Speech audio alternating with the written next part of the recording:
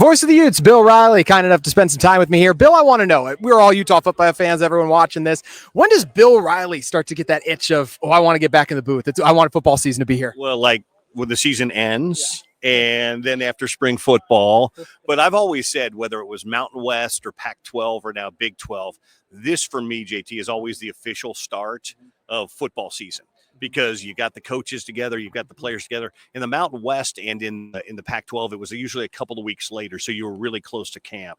Now we've still got a couple of weeks left, but at the end of the day, this is where the itch really begins because you're really talking football. And it's not just Utah football. It's TCU and Texas Tech and Baylor, everybody else. So this is kind of my kickoff to football season. It definitely feels like it's getting closer, and especially when it's our job to talk about this team so much. We are so glad that the start is almost here. Whether it be from a Utah or Big 12 perspective, what do you think is the most interesting thing we've learned this week? Unfortunately, it hasn't really been football. I think from a football standpoint, what we've learned is it's a wide open race. I don't think there's 16 teams that can win it. I've heard some coaches say 9 teams. I don't think it's 9 either. What is it? I'd say 5 to 7 at the most have a realistic chance to compete, to play for the Big 12. We'll see if that's the case. Unfortunately, most of the talk this week was about NIL, revenue sharing, stuff like that. But unfortunately, that's the realistic spot of where we are with collegiate athletics and football. That's just where it is. That's the story because it's new enough and, the money is now beginning to go out because of the settlement that was passed. So I don't know that we learned anything great on the field except for the fact that this is a deep league. It's a fun league. It's a talented league. But unfortunately, the overriding storyline, I think, was NIL and revenue share. Yeah, it definitely feels like that's the case. You've gotten to be with this Utah football team, of course, called the spring game. What do you think about this team so far? Do you think they're ready to bounce back? Yeah, I do. To be fair, they were really good last year in most places. Unfortunately, the injury at quarterback to Cam Rising really, really hurt things. So I don't think that they were far off a year ago. There were other injuries as the year went along, but Cam's early really sidelined things. So I think the addition and kind of the shot in the arm with the new energy and enthusiasm on the offensive side, Jason Beck's offense, new running backs coach Mark Atuwaya, new wide receiver coach Micah Simon, but Devin Dampier being added to this offense. Obviously, you've got to keep him healthy. And if you can keep him healthy, you're going to be in really good shape.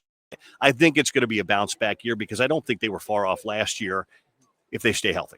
Is he the new addition you're most excited to call and see him in action? Yeah, he is. I mean, it's the most important position on the field. And to be fair, watching him in spring football, he's a dynamic athlete with really good football skills. So I would say that if we take him away, the guy I'm most excited to see play this year, probably Smith Snowden, just simply because of he's best inside. We saw him play inside and outside last year. He's going to move as long as they've got that answer on the outside next to Scooby Davis. He's going to be back in the slot where he's elite. But then Kyle Whittingham kind of hinted at something at Pac-12 Media Day today saying we might see Smith play a little offense this year. And I think it might be kind of a Sione Vaki situation. Remember how good Vaki was because he was an elite athlete with speed and quickness. I think Smith provides that same thing. So I'm really excited to see what he can do this year.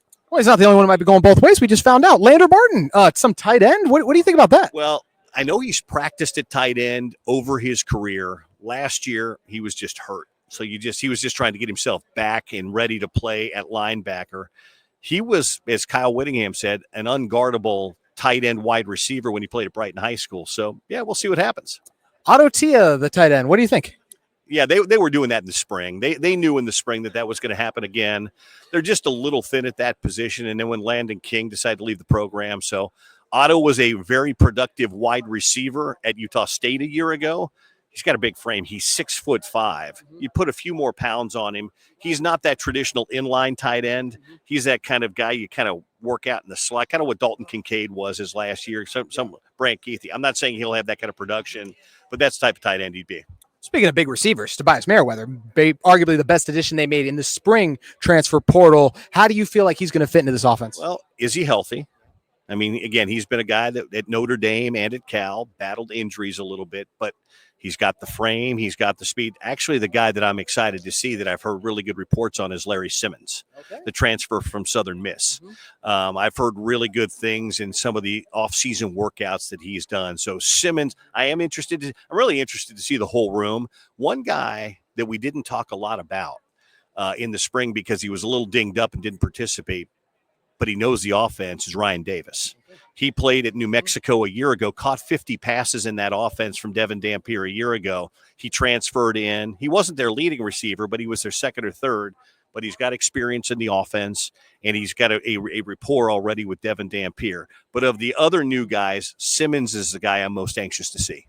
I've said offense, large step forward this year, but defense, I say they might take a slight step back because of how many veterans they lost. How do you feel like they replaced everyone well? Do you trust the coaching on that side so much you think they'll be fine? The defense is, you very rarely ever worry about the defense that Kyle has, and I think they like the talent. The linebacking core might be the best group of backers he's had in a long. He's really got three that could all start when you talk about John O'Hall, Lander Barton, and we've forgotten about Levani Damuni because he was hurt. Well, Levani Damuni's played a lot of football from his Stanford days, so the backers are good.